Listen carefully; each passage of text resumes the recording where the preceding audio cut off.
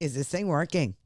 How are you doing, James, over there? I'm awesome. How's it going? How's it going? It's great. It's Friday. Yeah, buddy. We have a lot of fun Yeah, on Fridays. We do miss headlines and stuff that happened during the week. It's pretty fun. But before we do anything else, let's welcome our sponsor for today, which is Eventbrite. And we're going to tell you a little bit about Eventbrite here. They are interested in creators. They want you to get your events discovered with Eventbrite. And you can find their link on our website at the top of the website, and you can click on the link and go straight to Eventbrite. It says you can sell tickets now on the leading event ticketing platform. Eventbrite is an affordable all-in-one ticketing and marketing platform that offers great value for your money.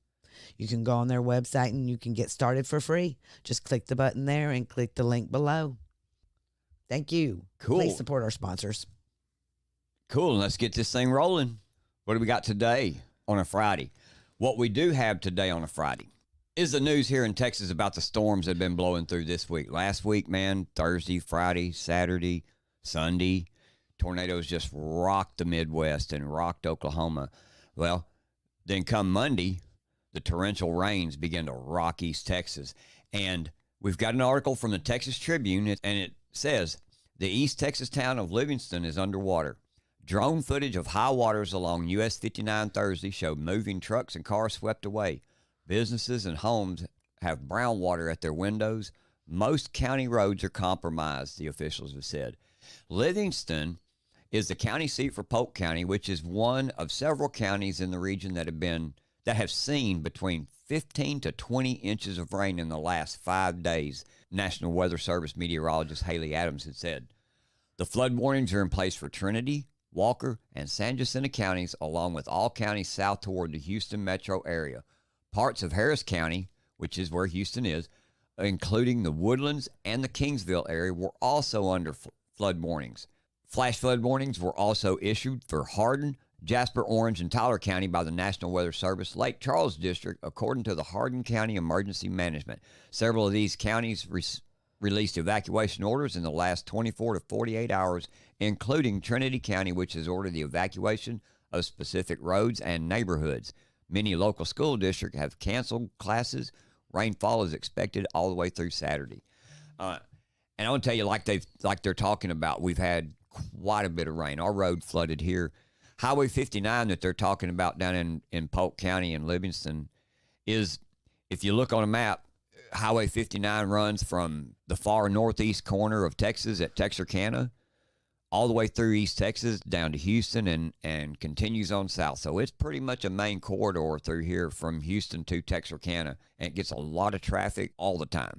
And yeah, it's a mess going on right down there now because there really isn't a good way around. That was my point with that. Straightforward. Yeah, that's it. You go one way. You can't go far. It's pretty difficult. Yeah, you can go farther east and travel up north, that direction. You can travel east of 59 and head north. You can travel west of 59 and head north. But it's sure going to take you a long time. You're going to hit all the little towns and farm roads. Yep. But the good thing is you get to see our neck of the woods, which is one of the prettiest places in the country, I believe. I do too. Yeah. The Piney Woods. You bet. We love it here. But yeah, everyone just keep a watch out for all flooding. Yep. And if you see it, turn around. Yep. Don't drown. Turn around, don't drown. That water may look shallow, it may look easy, but hey, you don't know if the road bed's washed out underneath it. You don't know if there's actually a creek there. And you can't see which way to go. I mean, we've seen pictures of people, driving right into the river. Yep. And not have a clue till they're in it. You have no idea where you're going. Yep. So it's very dangerous. Yep. Please turn around, don't drown. That's right. Yep. Well, here we go. Before we start the show, please share the show with all your friends. Stomp that like button and follow Is This Thing Working on all platforms. Also, please check out our website. We're very proud of it. It is www.is-this-thing-working.com. Y'all enjoy it. It's really fun. I've had a lot of fun building it and learning it. You can teach an old dog new tricks. Right.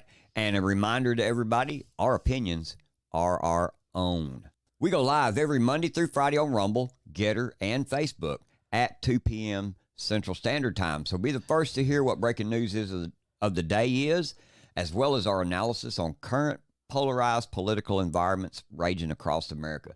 We teach you how to be informed, and we teach you how to become engaged each and every day. So let's get going. Let's do it. You know where we start every single day. Trump. We're on Trump watch every day. So today is day 11 of this blackmail court is what I call it. You know, and here is his statement before he entered the court this morning. No, it won't stop me from testifying. The gag order is not to testify. The gag order stops me from talking about people and responding when they say things about me. We have people saying things about me, and I'm not allowed to respond. So this judge has taken away my constitutional right. And as the Republican candidate and somebody that's leading Biden by a lot, I should be able to respond. But this guy's got me with a gag order. Now we're filing, I think today, a constitutional motion to get this out. We'll be filing a lawsuit on the constitutionality of it. But if somebody says something about me and I'm not allowed to respond, that's never happened before. Thank you. Thank you. There you go. Yep. President Trump, he's on the offensive. You know, good for him. Yeah, he has to be. Yes, he Yep, does. He has to stay on the offensive. He is the Republican nominee for president. Exactly. And people need to be able to hear him. We've been having a lot of breaking news lately. It's all been negative, everything going on with President Trump and everything else that's happening in the world right now. But today we're going to have some fun, and we're going to point out some wins. First of all, Trump was handed some good news yesterday.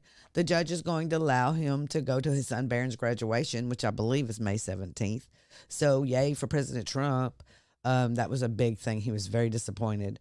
Also, like I say, President Trump goes on the offensive with the gag order that we just talked about and he just mentioned.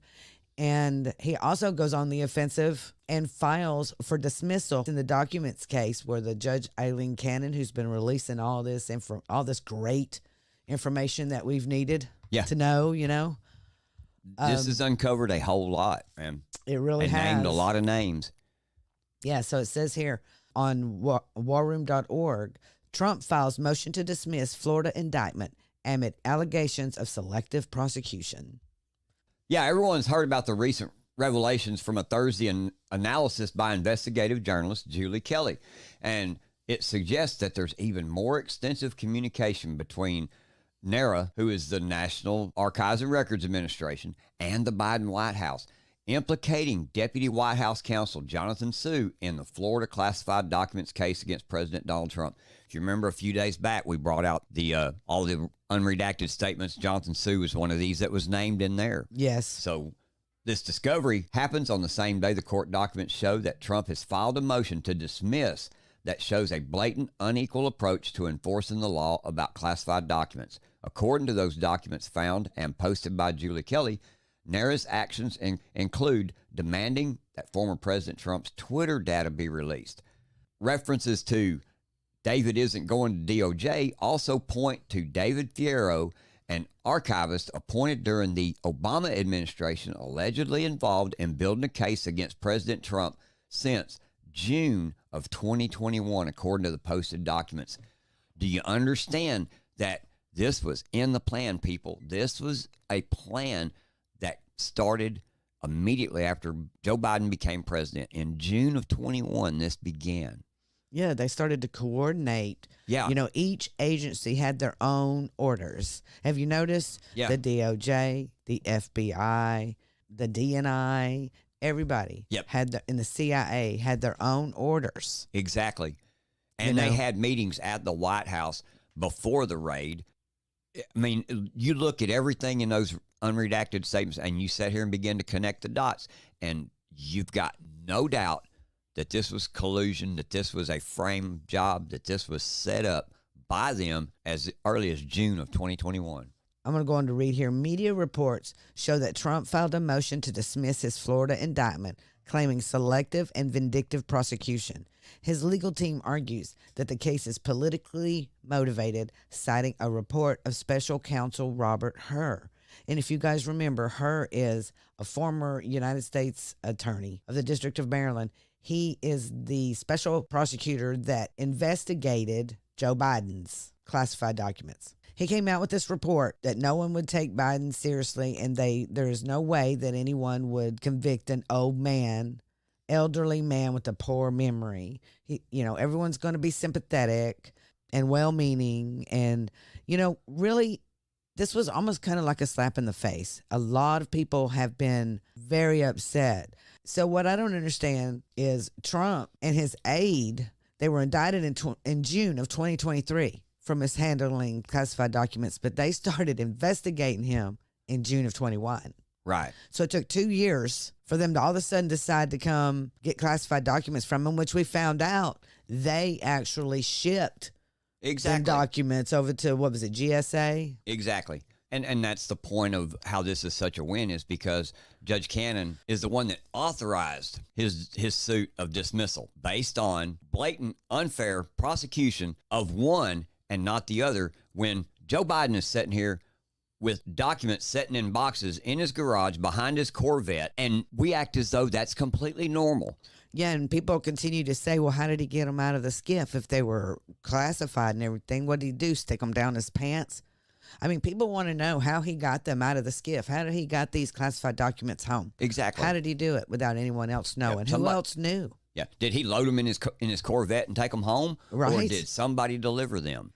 Who knows? I know. It's just such an unfair two-tiered justice that we have going on right now.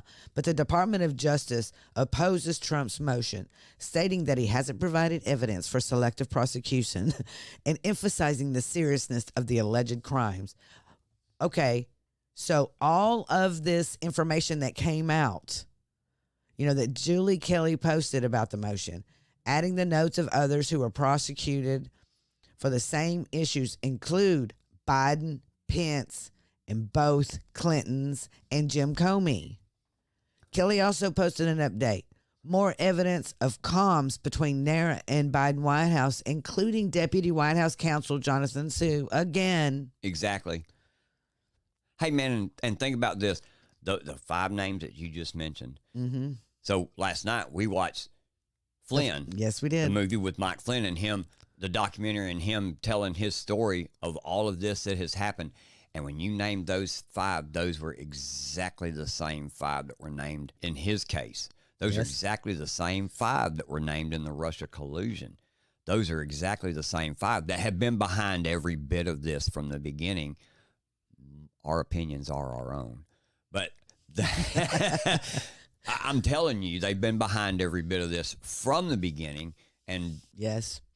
And thanks to Judge Alan Cannon by releasing all of this information and releasing it unredacted, we get to see this. We did see that movie last night, and like James says, and I watched every minute. I mean, I was just glued to the TV. General Mike Flynn, bless his heart, sir, we salute you. Yeah. He put a statement on his X, and it says, in the Oval Office, 5 January 2017, a meeting run by Obama was the day democracy died. We can get it back if we apply local action. America first. Make sure everybody goes and watch the movie Flynn. That's the only way you're going to get to the truth, and we need to spread his truth. Yeah. And his truth is that they framed him because they didn't like what he had to offer, because he was going to take down a lot of those offices. A lot of the bloated bureaucracies in the intel agency, because he had already put a report out earlier in his career that showed how ineffective these bureaucracies were, and he was ready to take them down and to get rid of them. All of those people knew that. Barack Obama knew that. Joe Biden knew that. They all knew it, and they even revealed in their matter of fact that President Obama, when they were going through the transition to President Trump, he done all he could. Even told President Trump, you don't need to hire Mike Flynn. Yeah, what did he tell him? 2 things? Uh-huh. And that was one of them. And the other one was North Korea. North Korea, yes. And when President Trump heard that, immediately he knew that something wasn't up, because here's General Mike Flynn, who is one of the most decorated generals in the Intel Division and was running the Intel Division. Yes. And been appointed by President Obama twice. Yes. He got promotion. Yes. You know, he was appointed twice by President Obama. You know, and he got all the medals and everything. And what are they saying, that they think that he did it to keep him close, because you know he could take his book and offer it to somebody else. Yep. And hey, let's not give away too much of it, but it's available on Amazon Prime to rent or buy. A lot of information. Yep. Good information. Take the time to listen to it and watch it. We count that as a win because General Flynn has been through a lot. His family has been through a lot, and they're on the other side of it, and they're doing really well right now, and they're fighting for America. And his movie is considered part of this win, too, because what this does now is it brings even more exposure to what the hell is going on in Washington, D.C., and how corrupt that we have got. And you know what else it does? It brings Russiagate back. Yes, it does. You know, it's all over this morning when That's I woke a good up. point. Yeah, it is a very good point. Yeah. Russiagate needs to be, you need to be reminded every single day what they did to President Trump and a lot of people in his sphere. Yes. And we want you to understand that even if it was somebody else in 2016 other than Hillary Clinton that had won the election, this was happening to them one way or the other.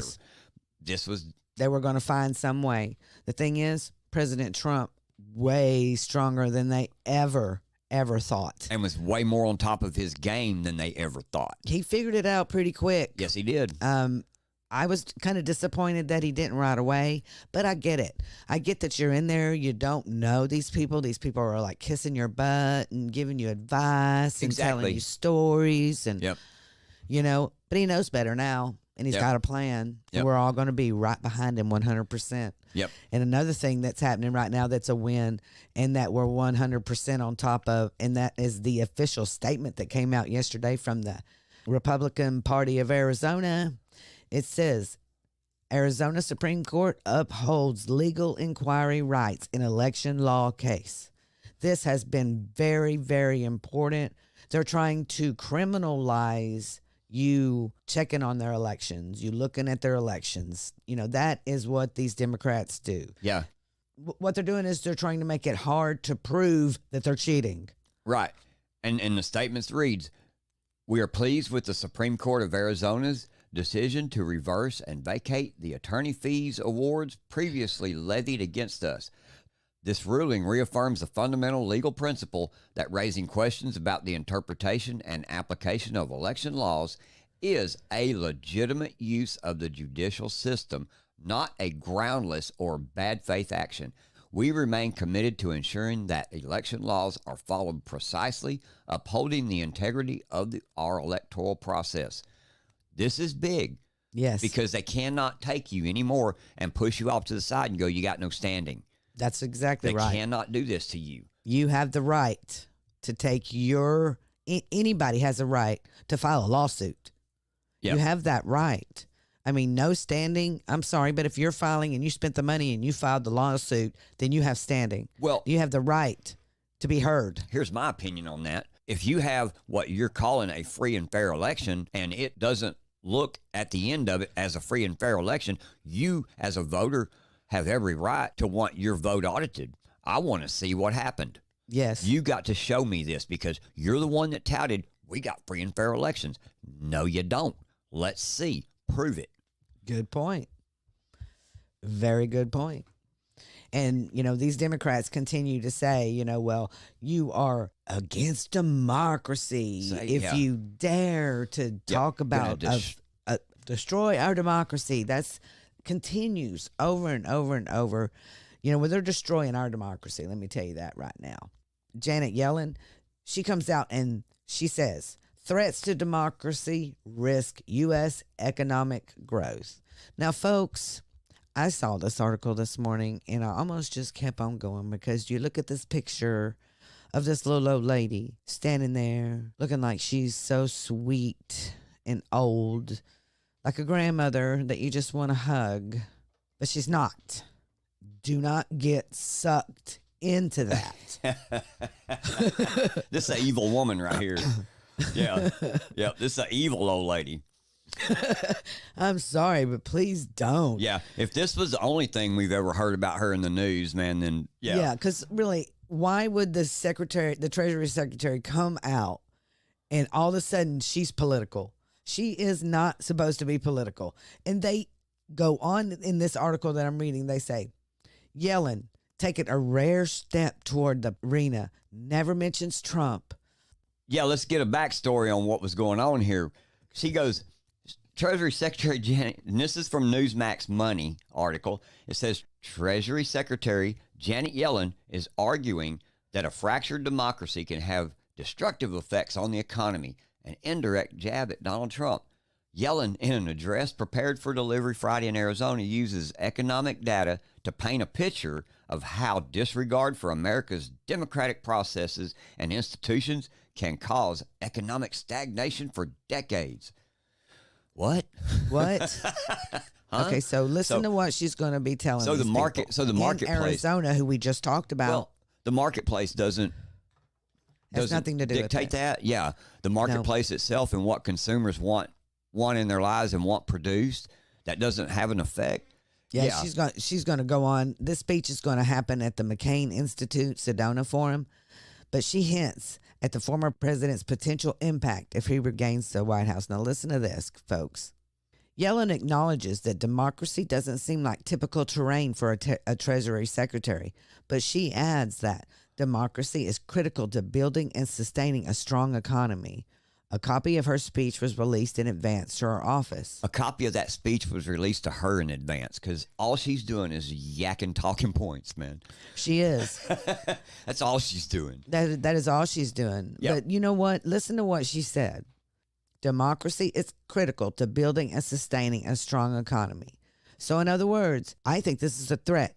That we got to keep we got to keep their democracy, And or they're going to crash the economy. If we don't, they're going to crash the economy. Look, she goes on to say, the argument made by authoritarians and their defenders that chipping away at democracy is a fair or even necessary trade for economic gains is deeply flawed, she says. Undercutting democracy undercuts a foundation of sustainable and inclusive growth. She points to a study suggesting that democratization increases gross domestic product per capita by around 20% in the long run. Yes. So basically, in a nutshell, what they're trying to say is we're going to keep our democracy. If you don't want it, we're going to crash the economy because, by God, we're going to control the economy. That's exactly right. That's basically what and she's how dare threatening. you businesses, you know. I guess that's what she's saying, I And guess. then she wants to go on and cite January 6th as a day when democracy came under threat, as rioters spurred on by a lie and stormed the Capitol. Which has been debunked already. Yes, it has. 6 ways to Sunday. Yeah, and again, she points to the boogeyman. Yellen points to China as a cautionary example and warns that its future growth is far from certain. She says that the absence of some democratic pillars will continue to pose challenges as China navigates the transition to an advanced economy. You know what, Miss Yellen? I don't give two shits about China's economy. I mean, really. Yes, so we really need to keep an eye on Miss Yellen. She comes out and acts like that she, you know, is like the little old lady, but really, she's threatening you. She says recent research has been consistent with my belief. It has been shown that greater central bank independence is associated with greater price stability, which contributes significantly to long-term growth. Right there. That's Central bank independence. That's it. There you go. Pushing toward digital currency. Yep. You can't trust them, folks. You cannot trust these people. This is what we call signal. And another signal that we have going on right now is our open borders, which we always talk about almost every single day. And right here I have an article from the Midwestern.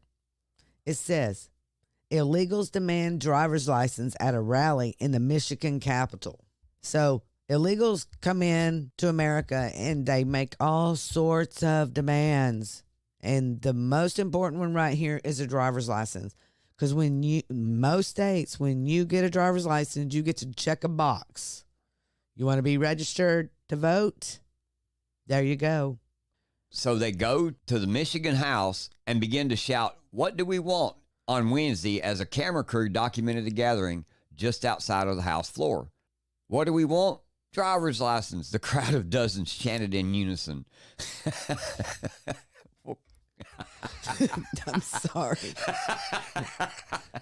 No. No. And then they went on to say, when do we want them? Now. Yeah. They said. Golly. I mean, we're just supposed to, you go and rally and all of a sudden your word is what happens, you know? I don't understand this, all this protesting about stuff that they know that it's illegal for them to get. It is illegal to allow illegal immigrants to obtain driver's license. Period. ... No other ifs, ands, or buts about it. But anyway, that is signal. That's another signal we need to keep an eye on. Yeah. And because that's going to happen everywhere. People are paying these people to go do these rallies, to do these protests. They don't just all of a sudden, it's NGOs. All of a sudden have 20, a dozen, a couple dozen, or whatever, just show up at at the Capitol. All of a sudden, we want driver's license. Get them across the border, and then the NGOs organize it. Yes, so that's all organized in that signal. So you need to pay attention to that because that's going to be happening at every Capitol. Watch. That's just the beginning. So here we go. Yep. This is noise. Yep. Let's close with noise. Let's close today. with noise today. Here we go. Christy Nome defends herself for shooting her untrainable, dangerous 14-month-old hunting dog and a goat. Blames fake news media for the backlash. And this was the biggest distraction of the week. And a lot of people got into it. We didn't. Yeah. Gateway Pundit reports on this, and they say that South Dakota Governor Christy Nome at the center of a controversy following a report from The Guardian about her admission in an upcoming book that she shot and killed her family's 14-month-old hunting dog, Cricket, and a goat after a series of aggressive incidents. The book, No Going Back, The Truth on What's Wrong with Politics and How We Move America Forward, paints a stark picture of the hard choices Nome has faced in her personal life and her political career. And in the book, Governor Nome describes a troubling incident where Cricket, a white-haired pointer, displayed uncontrollable behavior during a hunting trip, leading to the dog attacking chickens and attempting to bite Nome. Here's an excerpt from the Guardian report. It says, by taking Cricket on a pheasant hunt with older dogs, Nome says, she hoped to calm the young dog down and begin to teach her how to behave. Unfortunately, Cricket ruined the hunt, going out of her mind with excitement, chasing all those birds and having the time of her life. Nome describes calling Cricket, then using an electronic collar to attempt to bring her under control. Nothing worked. Then on the way home after the hunt, as Nome stopped to talk to a local family, Cricket escaped Nome's truck and attacked the family's chickens, grabbing one chicken at a time, crunching it to death with one bite, then dropping it to attack another. Cricket, the untrainable dog, Nome writes, behaved like a trained assassin. When Nome finally grabbed Cricket, she says, the dog whipped around to bite me.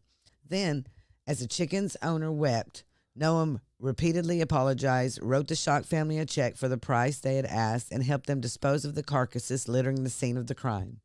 Through it all, Nome says, Cricket was the picture of pure joy. I hated that dog, Nome writes, adding that Cricket had proved herself untrainable, dangerous to anyone she came in contact with, and less than worthless as a hunting dog. Yep. And she said, at that moment, Nome says, I realized I had to put her down. And Nome decided to kill the unarmed goat the same way she had just killed Cricket the dog. The thing is, I've got my opinions. You've got yours. Hey, as we tell everybody on our show, these are our opinions. Well, in this story, you have your opinion. You decide. Is this thing working? Rise up. Well, hey, everybody, that's it for today. Thanks for listening, and I hope you've enjoyed the show. Hope you've learned some things about what's going on around us in the nation and in your communities.